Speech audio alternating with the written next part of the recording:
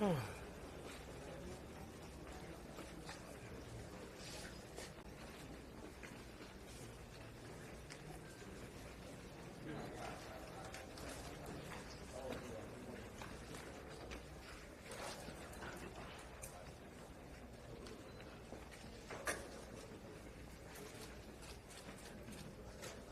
ready? Okay. Thank y'all for being here again today. Larry Letha, Kerr County Sheriff. I'm going to kind of go over some brief notes with y'all real quick, then I'm going to pass it on to the mayor. Hundreds of first responders remain along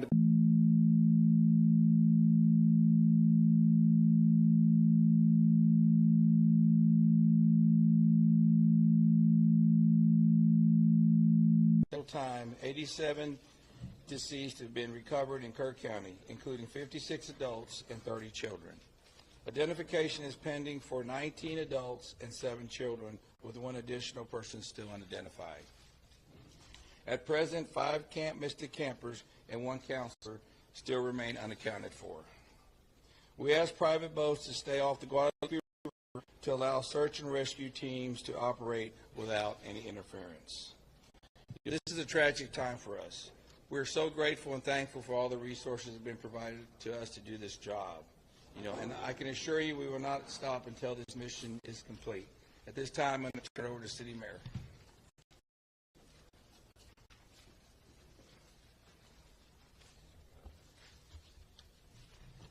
Thank you for being here. I'm Joe Herring, Jr. I'm Mayor of the City of Kerrville.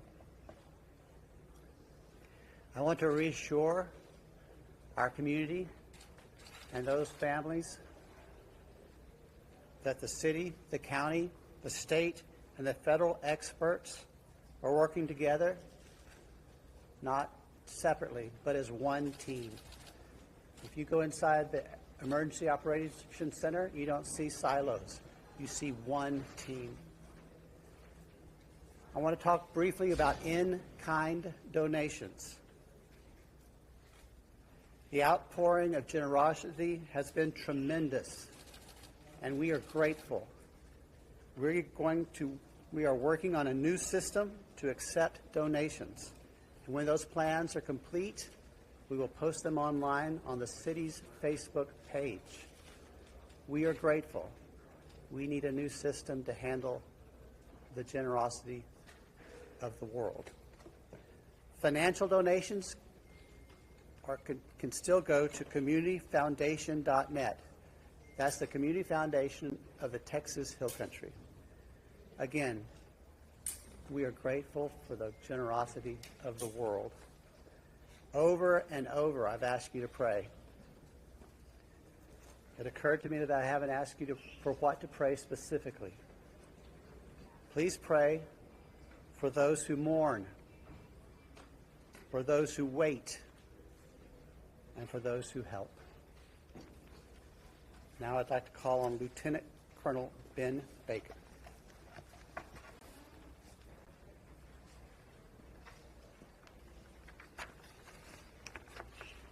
Morning, everyone. Thank you for being here. My name is Ben Baker, Lieutenant Colonel for Texas Game Wardens. I'd like to start out by thanking the Mayor, Sheriff, Chief, our local state partners, Texas Department of Public Safety, and the many others that have responded to this tragic event. We as Texas are strong, and together we face adversity. Your Texas Game Wardens responded in the early mornings of Friday to this tragic event, along with many other local and state partners. Since the early mornings of Friday, your Texas Gamers have had over 300 game wardens in the area, serving the people of the state of Texas and the citizens of Kerr County. Among that, we've searched 26 river miles since the tragic event has started. We've had approximately 444 rescues, 30 recoveries. Some of our resources and assets we have dedicated to this tragic event include 2 helicopters with police teams, 12 teams, 10 canine units, 9 swiftwater boat crews, 15 airboats, 16 UTVs, and 169 four-wheel drive vehicles. Your Texas Game Wardens will remain here and serve in the community. We just ask you to continue to pray for the victims, for the families, for your first responders, for everyone involved. We'll open it up now to questions, if anybody has any. Can you talk about how challenging it is for you guys in the mud, for big trees? What's been like the difference in rain? No, thank you for that question. Extremely challenging. You know, we've got, of course, your Texas Game Wardens out there, your local, your state partners, Texas Task Force 1. We've got the National Forest Service out there. We've got A&M Forest Service. We've got numerous responders with specialized capabilities where we've got these large pile of debris. And with our canines and you know, when we're trying to make these recoveries, these large piles can be very obstructive. And to get deep into these piles, it's very hazardous. And those specialized teams have to go in there layer by layer because our first responders, also the safety of them is concerned. So it's extremely treacherous, time-consuming, it's dirty work, the water's still there. So we're having to go layer by layer, peeling these off to make those recoveries. So we're... What about mentally? Like, when you guys stumble across someone who may be deceased, how do you process that? Absolutely. We process it the best we can. We have professionals in place, our crisis intervention team. All the agencies have some members representing there, and officer wellness is a first responder wellness is a key component to these operations. So we're maintaining and monitoring our officer wellness, our first responder wellness. We're making sure they have the support. It's very tragic whenever you see human life. But to see a child in that loss of life is extremely tragic. More rain is expected to come down west of us, and eventually it's going to get down to Guadalupe River. Is that going to put a halt to the searches? And if not, how are you going to change the trajectory of the search and rescue operations? So with the water coming down, that's always a concern, and I'm sure you've been monitoring the last couple of days where we've had some reports of maybe some additional water coming in. Obviously, that's going to impact the search and recovery efforts. You know, us with numerous other agencies do have air capabilities, drone capabilities. We've got numerous fixed wing, rotary helicopters here. So it will alter our patrol patterns and alter our searches, but it won't deter them. Can you outline what specific discussions and actions were taken between the time the first flood emergency alert came in at 1:14 a.m. and then when the river first started flooding, that was hours later? What were the specific actions and discussions that happened in those hours? Can you repeat that again, please? Sure, absolutely. I would like to know if you could outline, please, what the specific actions and discussions were that local officials took between 1:14 a.m., that's when the first flood emergency alert came out, and hours later when the river first started flooding. What happened in those hours? What I can tell you, when I was first notified, it was around the 4 to 5 area. One of my sergeants was in dispatch when the first calls started coming in, the actual 911 calls come in. It was between 4 and 5 when I got notified. Okay, but prior to that, in that 3 to 4 area, my understanding is, and we're in the process of trying to put a timeline. You know, that's going to take a little bit of time. As I've told you several times, that is not my priority this time. There's 3 priorities. That's locating the people out there, identifying and notifying the next of kin. That is what I'm taking as my job as sheriff here to do. Okay. With all due respect, sir, I think that the community here is asking these questions. What happened? When did it happen? Was the emergency manager awake at the time? Did they push the button to issue an emergency alert? Sir, it's not that easy when you just push a button. Okay, there's a lot more to that. And we've told you several times. So did it happen? I can't tell you at this time. Okay. You can't tell me if the emergency manager of the county actually issued an emergency alert. Okay, Sheriff, who Shimon, is just give me a second. Emergency Answer the question. Operations Center? Who Let him runs answer the question. the Emergency Operations I'll come back to you. Center? I'm going nowhere. Appreciate it. Who runs the Emergency Operations Center?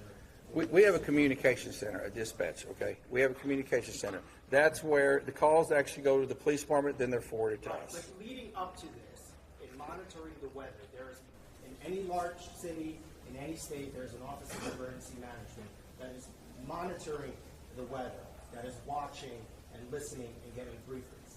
Who was getting those briefings in this city, in this county?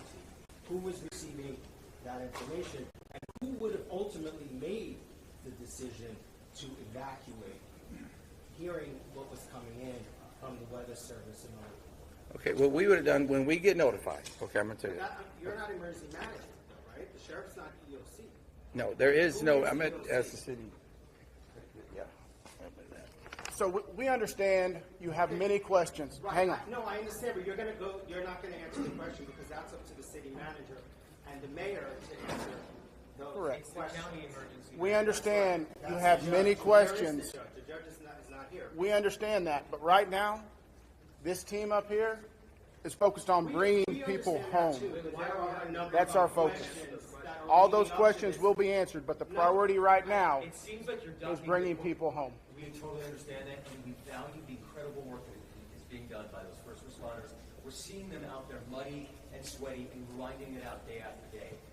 But your community is asking these questions. And we will get answers. Manager in the county Right now, all of our resources are focused You should be able to to answer recovery. who was in charge of the Emergency Operations Center at the time that was getting any briefings. Do we have another question? If any I do. briefings. I think I can focus on what local people can be looking for. We're looking at some erosion in roads and safety and then traveling. What can we tell people who live here right now and what they can do in their daily life? Should they worry about traveling on roads? Do you know anything about that infrastructure? Sure, absolutely. Jonathan Lamb, Kerrville Police Department. So we know that there's substantial road damage. Some roads have been closed for safety. We've got crews out there in the county, shoring them up and making sure that people can travel to and from. What we're asking for the public to do to assist us is if they believe that they have seen someone, a victim, notify emergency services. Call 911, let us know, or use our non-emergency numbers, area code 830-257-8181. Contact our dispatch team and we will send officers out there. We also ask folks to limit their travel. Our first responders have had a very difficult time getting to where they need to go because of the amount of people who are flooding our roadways. We understand there's natural curiosity. People want to come here and see the flood damage. Now is not the time for sightseeing. This operation is ongoing and continuous, and it will continue. I've got time for one more question.